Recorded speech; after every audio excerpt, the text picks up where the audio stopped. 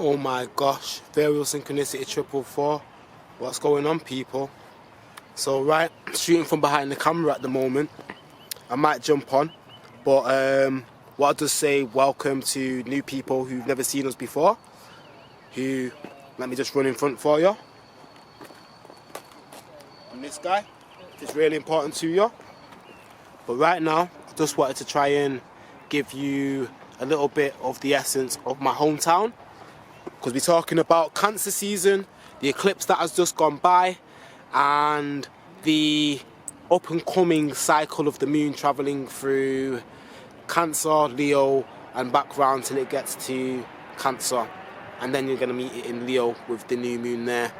But this particular new moon was very significant because we had a solar eclipse with the moon and the sun being in very close contact with the nodes. Yeah, the lunar nodes of the moon. The lunar nodes of the moon, just to let you know, are basically the karmic past and future and the lessons to be taken on board for the moment in time. Keeping it very deep from the outset, keeping it real quick. So, North Node was at 29 degrees Gemini. The sun was literally next door at 0 degrees with the moon of Cancer. 0 degrees Cancer and 29 degrees Gemini are literally like edge and edge of each other. So this was a very significant eclipse, even though the nodes were in a different sign to the sun and the moon themselves.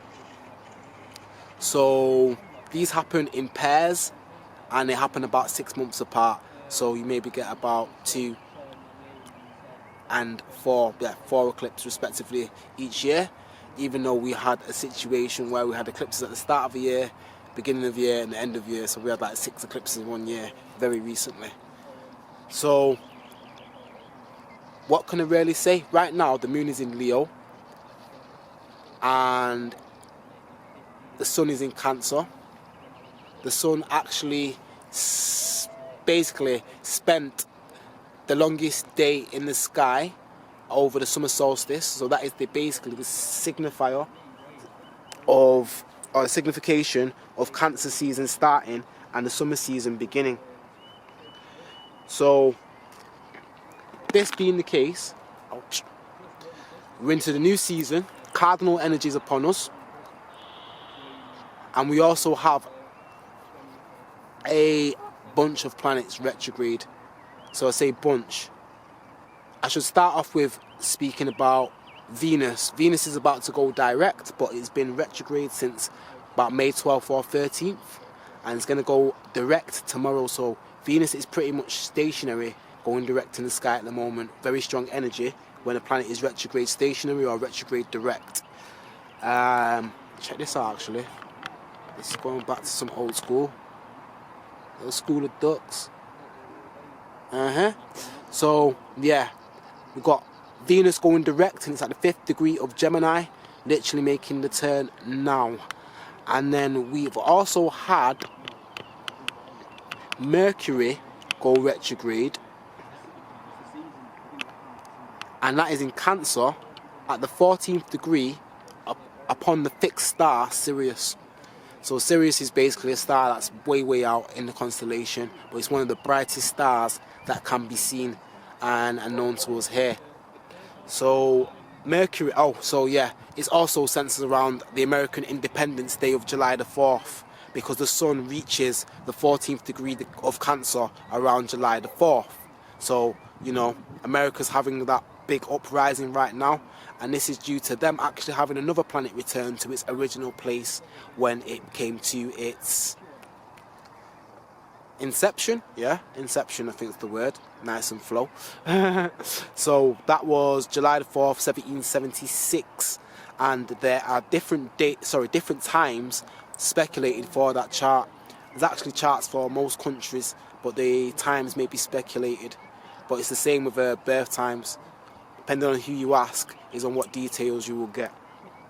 So anyway, speaking of Mercury going backward and Venus about to go forward, Venus deals more with money, relationships, friendships, partnerships, things of this nature, even marriages. Venus could be said to deal with. I can say all of that because these particular areas of life connect to the Taurus and Libra side of things. So Taurians and Librans, people with the sun in Libra and Taurus, and the planets in Taurus and Libra, and ruling planets in Taurus and Libra, you're going to feel a little bit better with Mercury going direct, if it's direct in your own natal chart. And then we're going to have the ruler of Gemini and Virgo, which is Mercury, as I say, making the turn to go retrograde.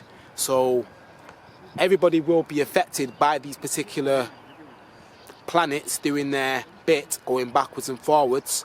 But I will say that the Geminis and the Virgos and the people who have heavy Gemini and Virgo influence, they should be aware of this energy at the moment. So I would say, yeah, Mercury turned retrograde around the 18th of June, with the shadow period being about a week before, and it's going to go direct. I think it's middle of July. It's normally about 3 weeks, so you're talking about maybe the second week of July. Not got the exact date on me on the top of my head, but I'm just speaking and channeling it as we go. Oh, here's another school of ducks. They made the turn. They're coming past. So yes, come July we're going to have Mercury go back direct. I believe it's going to stay in Cancer. It does about 10 degrees in each direction. So yeah, and then it's going to turn direct and remain in Cancer. But at that point, we'll have Mars firmly into Aries, where it's going to remain for the best part of basically the year, so the rest of the year. And it's going to do a retrograde just as these planets that I mentioned, but it's going to do that retrograde in Aries. It's going to be very important to note this because Mars actually rules Aries. Mars, god of war, action, engines, energy, striking directly, yeah? With it being in Aries and then going direct and then going forward again and spending the rest of the year there, things probably may be started, restarted, and then started over again. So if you want to think about what may happen in terms of your life, be aware of this and where Aries plays out in your own birth charts. All 12 signs fall throughout every single person's birth chart. This is how it works. So, we've got another school of ducks coming up. We're all going around to the other side. So anyway, talking about Mars going retrograde in Aries, Mercury going retrograde in Cancer, and Venus has been retrograde in Gemini and now going direct. Yeah, so these are what we call the inner planets. Anything up until what Jupiter maybe can be considered inner planet. Definitely Mars anyway is inner planet. Jupiter and Saturn are what are called the, well, they're like the interpersonal, or then you got transpersonal. Basically the intermediate is what I meant to say, in between the outer and the inner boundaries. So inner boundary, you've got Mercury, Venus, Mars, us here on Earth, and the Moon and the Sun don't really even count, but they're also, you know, very personal effects.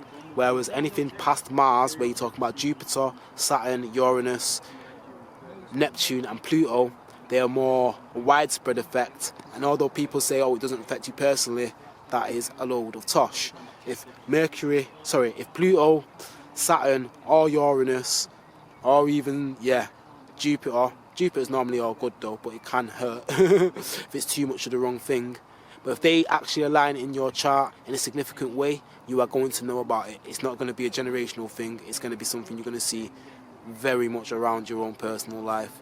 So yeah, all the planets are important. They just have different aspects within people's psyche and the nature of how they operate.